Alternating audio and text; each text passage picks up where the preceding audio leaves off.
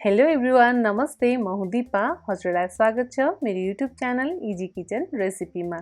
आजको रेसिपीमा मैले हजुरको लागि एकदमै टेस्टी बनेर तयार हुने अमिलो पिरो आलु चाउचाउको रेसिपी लिएर आएकी छु। एकदमै छिट्टो बने यो रेसिपी बनाउन सुरु गरौँ। सबैभन्दा पहिला यसको लागि चाहिने सामग्री हेरौँ। यसको लागि हामीलाई चाहिन्छ उसिनेको आलु, मसिनो गरी काटेको हरियो प्याज। यसको ठाउँमा हजुरले हरियो लसुन पनि लिन सक्नुहुन्छ, यदि छैन भने नराख्दा पनि हुन्छ। यो सँगै मैले थोरै मसिनो गरी काटेको प्याज लिएकी छु। यो सँगसँगै मैले हरियो धनियालाई मसिनो गरी काटेर लिएकी छु र यसमा मैले आधी कागती पनि लिएकी छु। अब भने हामीलाई चाहिन्छ चाउचाउ। मैले चाहिँ चाउचाउलाई यसरी फुटाएर राखेकी छु र यो सँगै चाउचाउको मसला पनि लिएकी छु। र यहाँ मैले लिएकी छु 2टा टमाटरलाई मसिनो गरी काटेर, थोरै बेसार र रातो धुलो खुर्सानी। यो सँगसँगै हामीलाई चाहिन्छ सोया सस। यदि हजुरसँग छ भने राख्न सक्नुहुन्छ, छैन भने यो अप्सनल हो, नराख्दा पनि हुन्छ। अब यसलाई बनाउन सुरु गरौँ। अघिको आलुलाई मैले यसरी काटेर लिएँ। अब यो काटेर राखेको आलुमा हामीले रातो धुलो खुर्सानी हालिदिने। पिरो हजुरले आफ्नो स्वादअनुसार धेरै या थोरै राख्न सक्नुहुन्छ। यो सँगै यसमा स्वादअनुसार नुन पनि राखिदिने। नुन राखिसकेपछि यसमा कागतीको रस राखिदिने। कागतीको रस राखिसकेपछि अब यो सबै सामग्रीलाई राम्रोसँग मोलिदिने। मैले चाहिँ यसरी यहाँ चम्चाले यसलाई यसरी मिक्स गरेर मोल्दैछु। सबै सामग्रीलाई राम्रोसँग मोल्नुपर्छ र यो आलुलाई राम्रोसँग यो मसलाहरूले कोट गर्नुपर्छ। यतिको भएपछि यो राम्रोसँग मिक्स भएर मोलिसक्यो। अब भने यसलाई पकाउन सुरु गरौँ। यसको लागि मैले यहाँनिर एउटा प्यान तताउन राखिसकेँ। अब यो तातेको प्यानमा ठुलो चम्चाको 1 चम्चा तेल राख्ने। तेललाई राम्रोसँग तात्न दिने। तेल केही बेर यतिको तातिसकेपछि अब भने यसमा प्याज राखिदिने। प्याज राखेसँगै हामीले आगोको हिटलाई मिडियममा राख्ने र यो प्याजलाई राम्रोसँग चलाएर केही बेर भुट्ने। यसलाई चाहिँ हामीले गोल्डन ब्राउन हुने गरी पकाउनु पर्दैन, हल्का यसको काँचोपन जाने गरी मात्र यसलाई भुटेर पकाउने। यतिको भुटिसकेपछि अब भने यसमा अघि हामीले काटेर राखेको हरियो प्याजलाई पनि हालिदिने र यो हरियो प्याजलाई पनि हामीले धेरै बेर नभुटेर हल्का मात्र भुट्ने, केही बेर मात्र।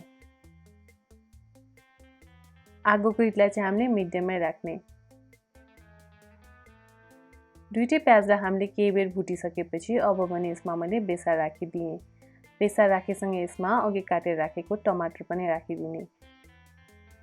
टमाटर राखेसँगै यसलाई राम्रोसँग चलाइदिने र यो प्याजहरूसँग मिक्स गरिदिने। अब भने हामीले टमाटरलाई चाँडो पकाउनको लागि यसमा स्वादअनुसार नुन राखिदिनुपर्छ। आलुमा पनि हामीले नुन राखेको हुनाले धेरै नराख्ने, ठिक्क टमाटरको स्वादको लागि मात्र हामीले नुन राख्ने। नुन राखिसकेपछि यसलाई एकचोटि राम्रोसँग चलाइदिने। अब भने यसलाई पाक्नको लागि छाडिदिने। केही बेर यसलाई हामीले यतिको पकाइसकेपछि टमाटर यहाँ गलिसकेको छ। टमाटर यतिको गलिसकेपछि अब मैले यसमा सानो चम्चाको आधी चम्चा चिली फ्लेक्स राखेँ। हजुरलाई पिरो कतिको मनपर्छ त्यो अनुसार धेरै या थोरै राख्न सक्नुहुन्छ। मैले चाहिँ अलि धेरै नै पिरो बनाउँदैछु यसलाई। त्यसै गरी मैले यसमा थोरै रातो धुलो खुर्सानी पनि राखेँ। अब भने यसमा मैले सोया सस पनि राखेँ। सोया सस, रातो धुलो खुर्सानीहरू राखिसकेपछि यसमा चाउचाउको मसला पनि राखिदिने। अब भने यसमा चाउचाउ हालिदिने। चाउचाउ हालेसँगै हामीले यसलाई 1 मिनट जति मिडियम हिटमा राखेर राम्रोसँग यो मसलाहरूमा चाउचाउलाई भुट्ने। 1 मिनट जति चाउचाउलाई हामीले मसलामा भुटिसकेपछि अब भने यसमा पानी राख्नुपर्ने हुन्छ। हामीले यसमा पानी राख्दा चाहिँ एकदमै ध्यान दिनुपर्छ। धेरै झोल हुने गरी पानी नराख्ने, ठिक्क यो चाउचाउ मात्र पाकेर तयार हुने गरी पानी राख्ने। मैले यहाँ सानो कपको 1 कप पानी राखेँ, जसले चाहिँ यो चाउचाउ ठिक्क पाकेर तयार हुन्छ। चाउचाउलाई हामीले एकदमै धेरै गलाएर पनि पकाउँदैनौँ। यसमा हामीले चाउचाउलाई 90% जति मात्र पकाउँछौँ। पछि चाहिँ हामीले यसलाई आलु हालेर पनि पकाउनु पर्ने हुन्छ। अब यसलाई हामीले पाक्न दिने। आगोको हिटलाई मिडियममै छाडिदिने। लगभग 2 मिनट जति हामीले यसलाई मिडियम आँचमा पाक्न दियौँ। चाउचाउ यहाँ 90% जति पाकेर तयार भइसकेको छ। अब भने यसमा अघि हामीले तयार गरेर राखेको आलु हालिदिने। आगोको हिटलाई चाहिँ हामीले यहाँ मिडियममा नै राख्ने। यसरी सबै आलु हालिसकेपछि अब यसलाई राम्रोसँग चलाउँदै पकाउने। जुन यो मसलाहरू छ सबै चाहिँ यो आलुमा पस्नुपर्छ र बाँकी रहेको यो पानीलाई चाहिँ हामीले राम्रोसँग सुकाउनुपर्छ। यसलाई चाहिँ सबै आलुले सोस्छ र आलुमा यसमा भएको मसलाहरू राम्रोसँग पस्छ र यो स्वादिलो बन्छ।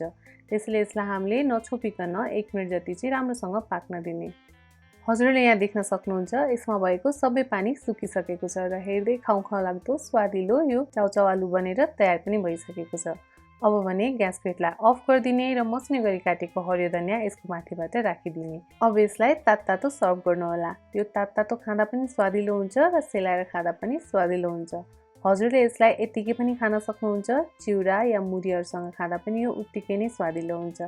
हजुरले पनि यो नयाँ खालको रेसिपी एकचोटि ट्राई गर्नुहोला र हजुरलाई यो रेसिपी कस्तो लाग्यो मन परेमा यो भिडियोलाई लाइक गरिदिनु होला, आफ्नो साथीभाइहरूसँग सेयर गरिदिनु होला र इजी किचन रेसिपीलाई सब्स्क्राइब गर्न भने नबिर्सनु होला। हजुरको दिन शुभ बितोस्। Thank you.